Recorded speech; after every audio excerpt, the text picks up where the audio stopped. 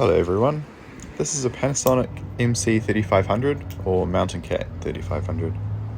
I'm guessing it's from around 1988 because of the chainstay U-brakes, but who knows. I picked it up a couple of hours outside of Auckland in Hamilton, which is where the first few clips were. It was quite tidy, the chain was rusty but it still worked, and there was no seat binder bolt, so I had to go to the hardware store and grab one before I rode it. So the best thing about this bike is obviously the frame and the fork. It's quite a nice Tange Infinity tubing set. So it came with Araya Rims, Sansin hubs, and the rest of the components were Diacompe XCM, which is this lovely plastic coated everything really. Plastic coated levers, plastic shifters, plastic coated brakes. Apart from the derailleurs aren't plastic coated. 6-speed on the back.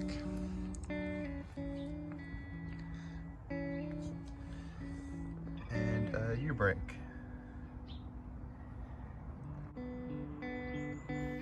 The frame itself is quite tidy, with really only a few scratches on the other side and the paint needing a polish. The chainstay on the drive side does have the typical wear marks from the chain bashing up against it, but that's not really a big deal, it's pretty typical. So the frame pretty much had the all clear. I hadn't taken the bottom bracket out, but it seemed like it would come out.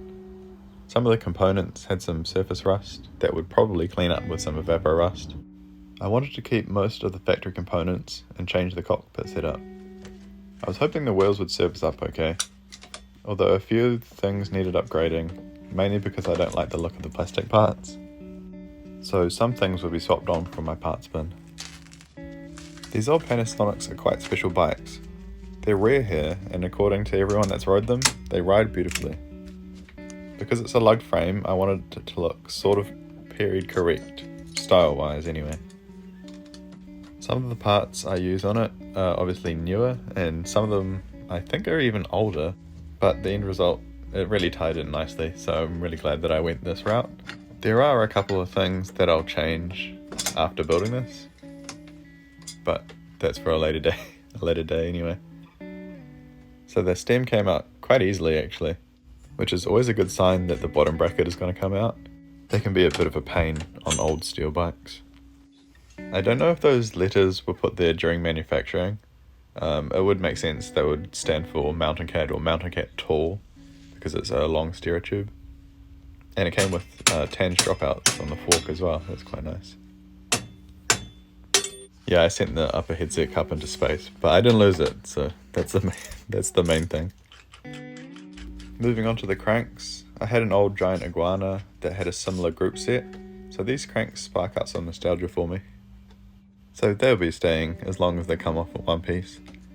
The downside to these cranks is that the arm is threaded for all chainrings, not just the smallest like a lot of other cranks. The upside is they look sleek because of the hidden bolts.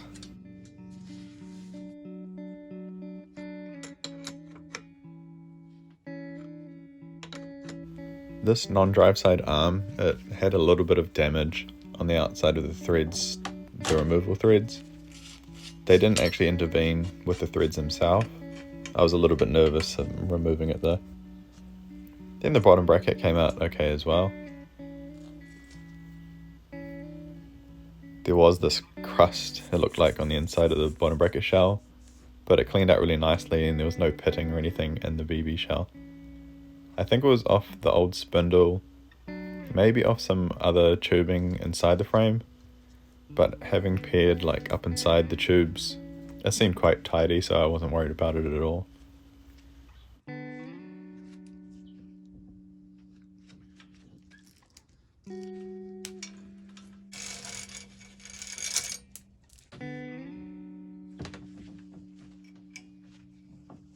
A lot of people have put off chainstay U-brake bikes, but I quite like them. I would prefer cantilevers on the seat stay, but U-brakes do fine. They only really perform poorly at clearing mud, but I think they look cool because they're so hidden. When removing these drive side steel cups, I normally just put the cup in the vise and then use the frame as leverage to undo it. But the adjustable spanner worked, so who cares? The frame, it was a little bit grotty, it wasn't actually too bad. There were some scuffs on the frame that needed polishing out, and the frame definitely needed a polish as it was quite dull. The chainstay, it needed some treatment, and this drop out here, it looked like obviously the bike had been dropped with the derailleur on it, and then it just popped in the hanger there a little bit. So some of the components needed rust dealt to, and then the alloy ones, they needed a bit of a polish up as they'd sort of deteriorated over age. Alloy components are pretty easy to clean up though, just with some metal polish. At the very most, you'll have to do a little bit of sanding or a scotch pad and then metal polish, but it's a lot easier than polishing steel up. So this freewheel had about 50 something points of engagement, which is quite nice for a freewheel. A lot of cassette free hubs, they don't even have that many points of engagement. So I really wanted to keep these wheels, and as you can see here, it looks like the rims were polished from the factory, so they should clean up nicely as well. The headset cups, they need treating with some evapor rust to remove that rust. The wear surfaces in the headset cups looked quite nice, so the headset would still be usable after I cleaned it up. So I started just by disassembling everything, and then I gave it a clean over with just some basically detergent. Some of the parts got a little bit of a soak in this degreaser here, and then I just rinsed them off. So degreaser, it works quite good, so you just soak it for about 10 minutes and then it softens up all the grease and grime and stuff. Then you can just rinse it off. It's good to do this before using evapor rust. It helps the evapor rust work a lot better because there's not any grime or anything on the exterior of it. And it also keeps the evapor rust cleaner, because evapor rust is reusable, so you really don't want it to be gritty or anything for long term. And then I went over the frame with some rust converter. So I use a product by CRC, it's just called CRC Rust Converter. It's a brush on product and it works quite well. It does leave the rust black, so keep that in mind. But the surface afterwards it basically works as a primer, so you can paint over the rust converter or just clear coat over it. So this is some of the components after the evapor rust. So let those soak overnight and then just give them a wipe off.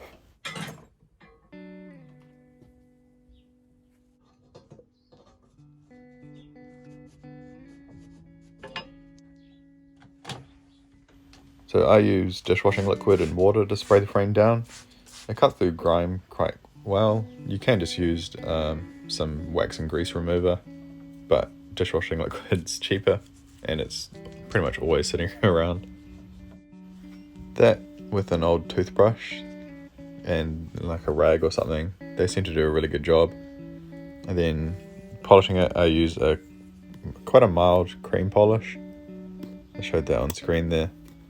It works really well at getting off scuffs, and it obviously restores the paint to quite a nice shine. It doesn't cut through decals or anything like that as well, compared to like a rubbing compound, which is quite harsh. So that's why I use the cream polish. And then after the polish, I just use some regular car wax. So that's what happens with the rust converter. It just turns the rust black, basically. Yeah, the wax, it brightens up the paint like another couple of shades after the polish. So it's always nice to do, and it makes the water run off well and it seals the paint. Then after cleaning up the rims, I gave them the autosol treatment. I didn't bother filming all of this, but here's a quick example of how that goes. So this is the finishing of it. I've already gone over it with a power wheel. I just use either the wool attachment for a drill or a foam attachment, depending on how bad the rim is. And when I was cleaning up the wheels, I realized that a couple of the nuts and the quick release for the front wheel, that was quite rusty as well. So I put those in some evapor rust and let them soak while I was cleaning up everything else. So I didn't know if this freewheel would take a new chain. Sometimes when you put a new chain on worn cogs, they end up slipping. So it was kind of chancing it and hoping that it would take a new chain. So I decided to clean up the wheel anyway. It was pretty grotty. The old axle that came out of this freewheel, it was covered in the red grease and it was really thick and sticky. It's disgusting. So the wheel wasn't rolling very smoothly at all, and the cones were out of adjustment as well. but the surfaces looked okay. So I figure with just new grease and a preload adjustment, then this wheel would be okay. As it turns out, this freewheel, it does need new bearings in it. That would hopefully keep it going for a while longer. It does rumble a little bit. Actually, after the first ride, it quietened out a bit. I don't know if that's just because it had oil in it for the first time in forever, who knows. But I'll definitely try and pull it apart once I've got some bearings for it, and then grease it up as well. Hopefully that'll quieten it down. Who knows?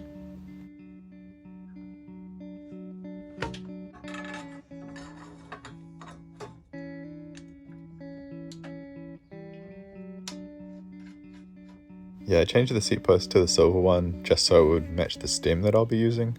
I like to have the stem and seat post matching if I can. As well as the factory parts that I'll be using for the rebuild, I have a couple of extra parts. This is basically just to make up the parts that I need for the frame. So this is a bottom bracket that's just a sealed bearing that I had lying around, but still in nice condition. So that is a little bit shorter than the factory one. Hopefully the crank arms still clear the frame. These are some nice old Deerhead brakes. So I had these sitting around. So because of the shorter top tube on this bike, it'll lend itself nicely to a drop bar conversion. I have this set up from a bike that I'm wanting to rebuild. I need to respray and stuff, so it's a long-term project. So I thought I'd use this setup on a bike temporarily. I don't plan on putting the back on that bike, so I've got the setup sort of spare. It's a Velo Orange Grand Cru handlebar, which has a nice bit of upsweep, nice long ramps, so it's good for a shorter top tube bike. They're about 50 centimeters. Center to center of the ends. They have a little bit of flare to them. They're really comfortable bar. So this is quite a nice setup. Got some butterfly friction shifters on it because I like friction shifting. 460, I know they do come in a couple of other numbers as well. I think some of them are 450 as well. So they are, I think they're 6-speed indexed. Yeah, they're a 6-speed indexed, and then the left is normally just friction only. So this is the nicer. So I have quite a few of these shifters. I really like them, especially on drop bar bikes, and to get the handlebars nice and high, because these bars just tend to work out better if they're up higher or close to level to the seat. I have a Nitto Dirt Drop stem. I think this is a 100mm one. The 80mm normally has like a step in the stem.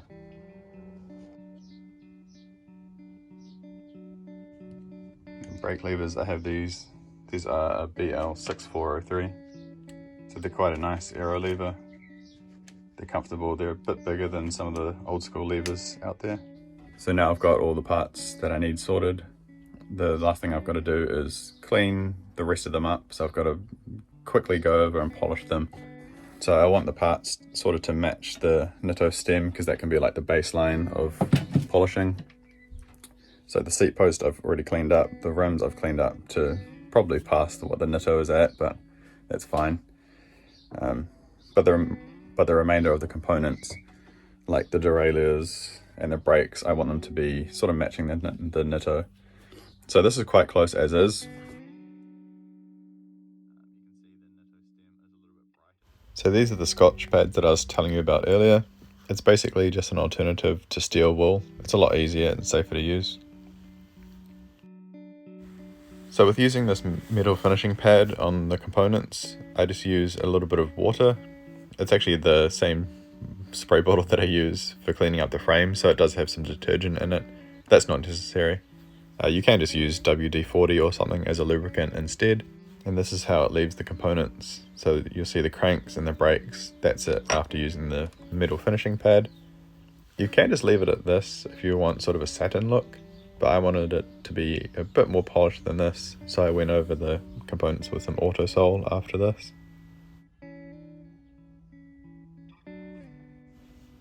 Then I just started reassembling everything, just using a little bit of oil in between some of the components and then Loctiting some of the other things. Basically, you just don't want anything to come loose if it doesn't need to. So things like the pulley wheel bolts, I use just a dash of Loctite to hold them in. They're something that you don't really service too often. You can, by all means, disassemble a rear derailleur to clean it out, but it's not entirely necessary. So a bit of blue Loctite just keeps them from backing out. So you'll notice here that I forgot to evaporust the chainring bolts. That's my bad, I should have done that, I just missed it. And then when I was reassembling, I was just too eager to get the bike done. So I'll spend a day and take the cranks off and evaporust them overnight. But I'll do that at a later time.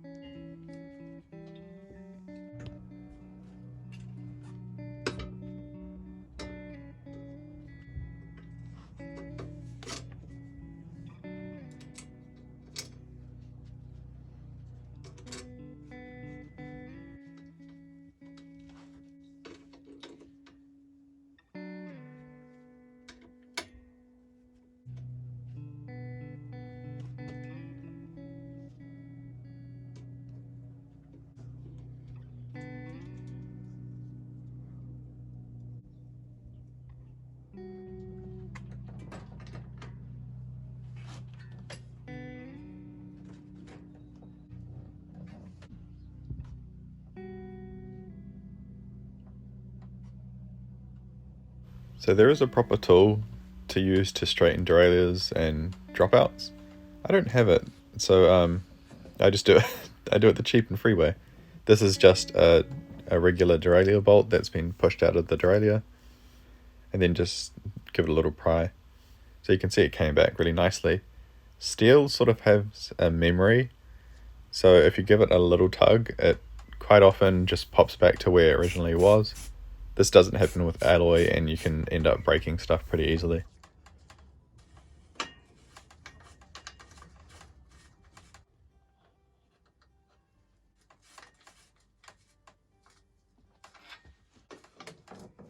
So the bottom bracket that I showed at the start of the video, the sealed one, it didn't quite fit. So the chain rings, they came way too close to the chainstay for my liking before even tightening it down. So I tried one that was slightly wider. I think it was about 122 millimeters wide, and that seemed to be about perfect. Throw it on the ground. So it being a sealed unit, it's obviously maintenance free, so it's still a huge upgrade over stock.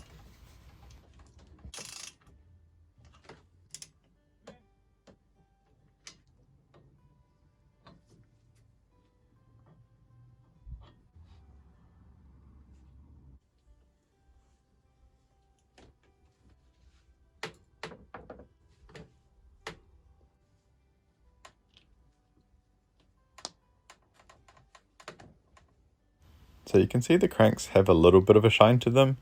Certainly not as much as I would like. So hopefully I'll get some auto sole in the next couple of days and then top them up, just so they match some of the other components. They do look quite matte in most of these clips here.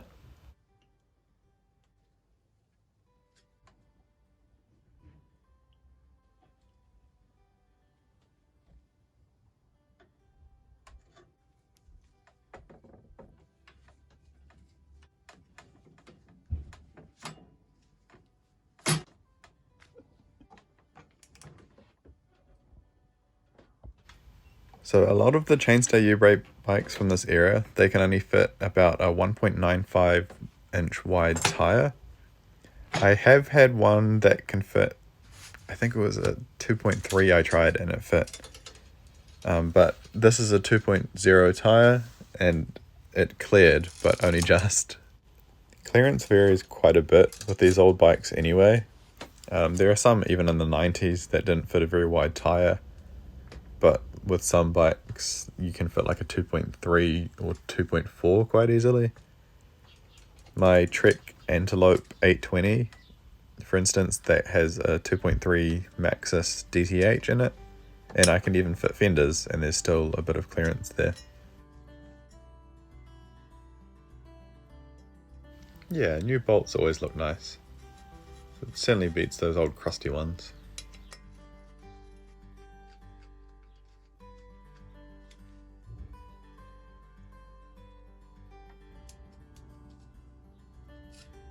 Something to note if you're using these butterfly shifters on a triple setup, to use the left shifter, it works out a little bit comfier if you mount it a little bit higher, sort of wrapped forwards around the handlebar more than the right hand one. That's because when shifting the triple, if you don't do that, your hand will have to sort of wrap around under the handlebar quite a bit. So it works out comfier if you offset them.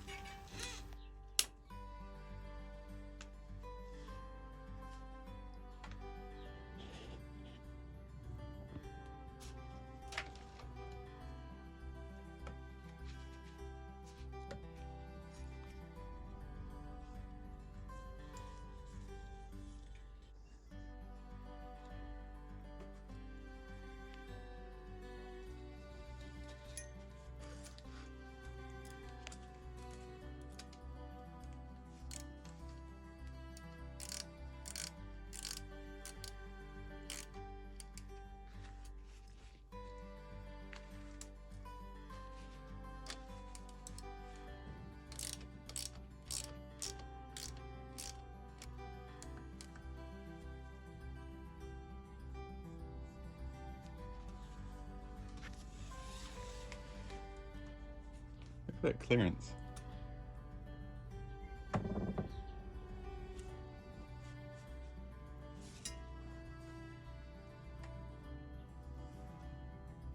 Oh.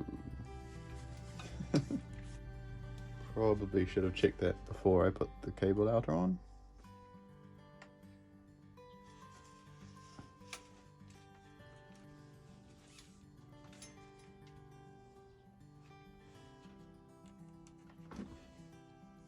Ew.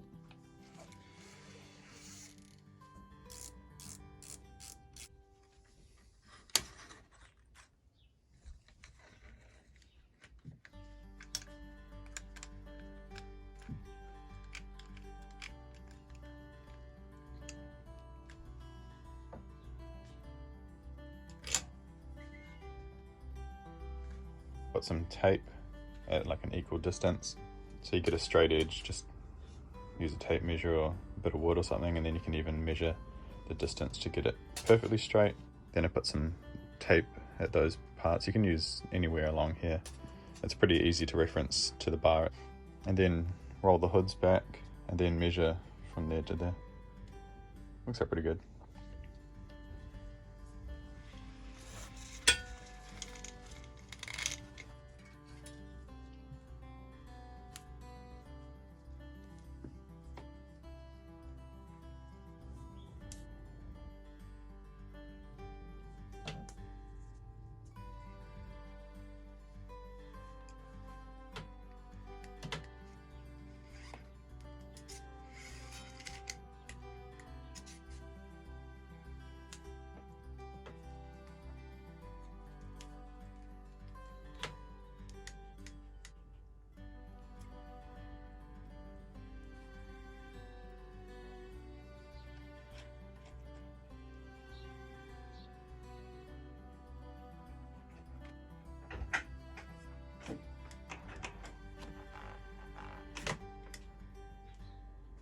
Just to make the U-brake a little bit more fiddly, they've actually got cantilever style brake pads.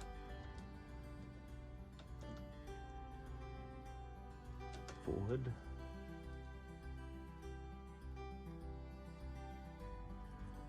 You want this hanger as close as you can to that cable guide.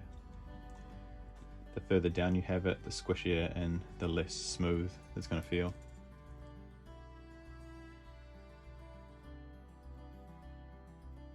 This cable guide, it actually has a bit of a pedestal for the rear brake cable, so that's quite nice because it means you can really get that tucked up there without it hitting anything. So that's pretty cool. And then as I was tightening everything down, I stripped this bolt, but that's okay. I had another one that fit directly in its place, so no real biggie.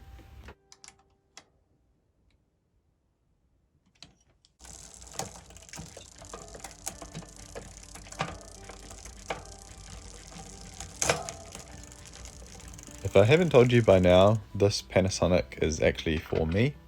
So it's getting some of the parts that are off other bikes, basically to get it running and sort of to test the setup. And because I'm not getting rid of the parts, so it's still in my collection, so I'm okay with it. This white bar tape, I've wanted white bar tape on a bike for a while. I haven't had it on any bikes in probably a couple of years. It gets dirty real quickly, but it looks so clean and so nice when it's fresh that I couldn't help myself. And look how good it looks. Oh, it looks so good. So I'm glad that I decided to go with the white. I'm really stoked with how it looks. It's just classic, like a nice old classic drop bar mountain bike. Oh yeah! So this is the test ride. This is actually the day after I finished it because I just stared at it for a while the first day of finishing it. So nothing too crazy. We're in lockdown at the moment, so I only went on about a 4-kilometer ride, which is really short. But there's some fun little spots local to me. But yeah, I hope you enjoy some riding footage. And I'll see you at the end of the video.